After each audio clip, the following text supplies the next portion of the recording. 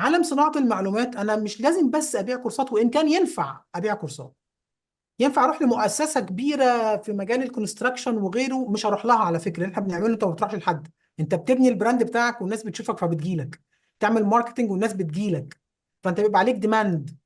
انت شفتني في اعلان وانا ما رحتش لغايه عندك في الامارات وخبطت عليك وقلت لك يا ايهاب انا ممكن احول خبره حياتك، والكلام ده كان اول مره تسمعه مني مثلا، كان براند نيو على ودانك اصلا، يعني انت ما سمعتش الكلام ده، او ما فكرتش او ايا كان. بس انا ظهرت لك اونلاين، وبعدين انت بسيستم معين انت هتتعلمه معايا، وبعدين انت اللي جيت قلت انا عايز اخد البرنامج ده وعايز اعمل كذا، عايز اعمل كذا، فنفس الشيء.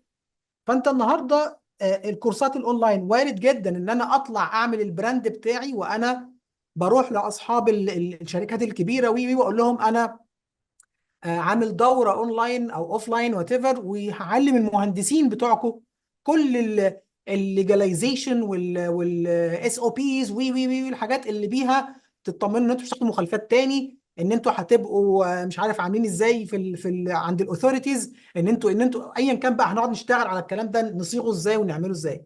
لكن ده سيناريو تاني، او منتج او خدمه تانيه تحت عالم صناعه المعلومات اسمها كونسلتيشن. احنا ممكن نبني البراند بتاعك على انك كونسلتنت اصلا.